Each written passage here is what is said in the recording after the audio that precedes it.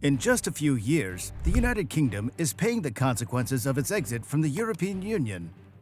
Do the British feel regretful about this choice? Does a stable economic future depend on rejoining the European Union? Stick around, because in this video, we'll be answering each of these questions. So, let's get started. In the June 2016 referendum, 17.4 million Britons voted in favor of leaving the European Union. That's 51.9% of the population. 16.1 million people voted to remain in the community bloc, representing 48.1% of the votes. 3 years of intense negotiations sealed the official departure for the country that took place on January 31, 2020, ending 47 years of relationship between London and Brussels. In that same year, the main Brexit voices promised to recover sovereignty and turn the UK into a new commercial and financial power, which would be the axis and hinge for Western economies with the world. A global pandemic broke out soon after, quickly followed by an energy crisis fueled by the Russian invasion of Ukraine. These are two events that have made it difficult to accurately calculate the impact that Brexit has had on the British economy, the second most important on the European continent. Today, 8 years later, the reality is the opposite. The most positive estimates suggest that the economy is 2% or 3% smaller than it would have been if it had not left the European Union, about $80 billion. Meanwhile, the most negative estimates are that it could be 5%, and that GDP per capita is $1,200 lower than what it would have been if they'd remained. So let's review in detail how Brexit has impacted the national economy of the United Kingdom after several years. The economy is one of the aspects that the UK has suffered the most after leaving the European Union. The complaint of many Britons is that the economic benefits that Brexit promised have not yet been seen. In 2020, Prime Minister Boris Johnson promised that the country's economic potential would be developed, but to date, the opposite is true. Several indicators show underperformance compared to other economies. The current situation in the UK is summarized in a crisis due to the highest annual inflation in 40 years, 10.5%. In addition, there's a lack of workers in many areas, such as health and social care, which are supported by numerous sectors on strike, such as railway workers, nurses, ambulance service employees, and teachers, among others. Other think tanks and independent organizations reveal that this economy would have grown 5.5% less in 2022 due to the exit from the European Union, while 77% of companies admit that Brexit did not help them expand their business, and 44% of them report difficulties with staff visas. Another sector affected was labor, since leaving the EU also meant changes in the rules on the free movement of workers. A study shows that there are 330,000 fewer workers in the UK as a result of Brexit. Although they are only 1% of the total workforce, this affects sectors such as transport, hospitality, and retail trade. With the UK leaving the single market and customs union in 2021, companies trading with the EU faced new rules, new procedures, and new controls on some goods. There was initially a decline in British exports to the European Union, but once the initial problems were resolved, trade volumes recovered to pre-pandemic levels, according to official figures. But trade could have grown more if it had not been for Brexit, according to analysts. Recently, the British Chamber of Commerce surveyed 500 businesses, and more than half said that they were still grappling with the new system. Looking at UK trade with the rest of the world, it's generally declined relative to the size of the UK economy. After the pandemic, trade did not recover as quickly as in other large economies. After Brexit, 71 trade agreements were also signed, but most are nothing more than repetitions of the agreements that the UK had when it was part of the European Union. Other analysts say investment has stagnated since the referendum as companies remain wary. Economists such as John Springford demonstrate these economic effects, finding a negative impact of around 5% since the vote in favor of leaving in 2016. With all this, what is the future economic outlook for the UK economy? And if you're liking the video, I invite you to like it and subscribe to the channel.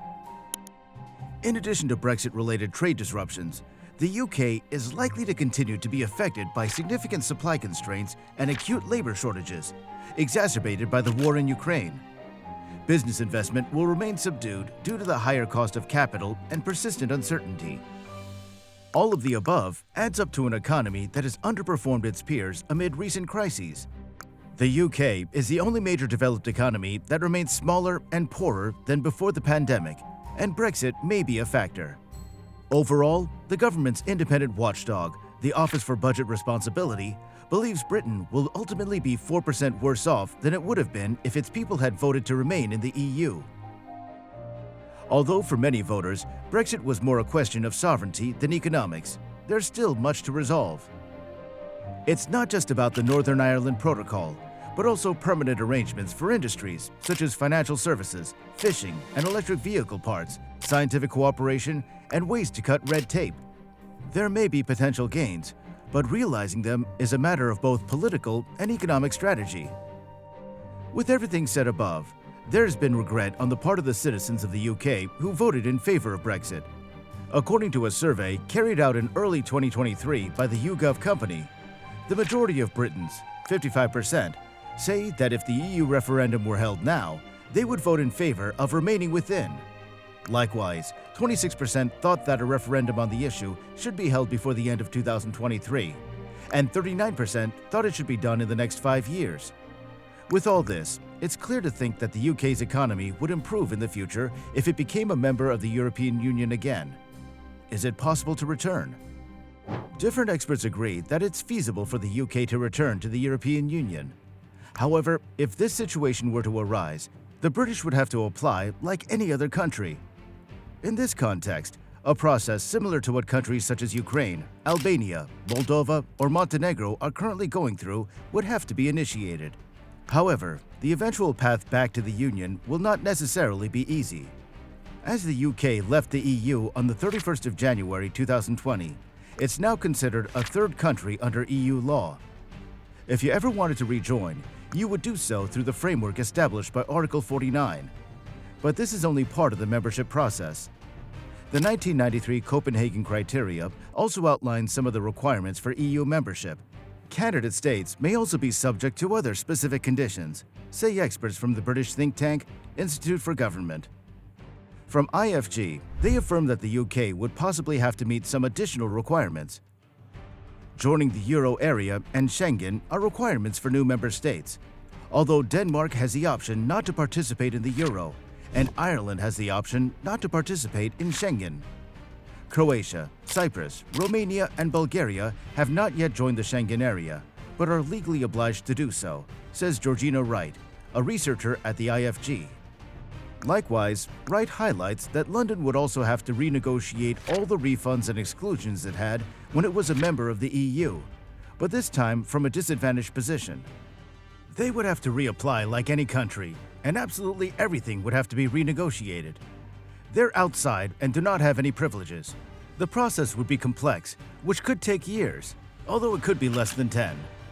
I see it as viable, but with many difficulties, because of the way they left, and because of how damaged the relationships have been.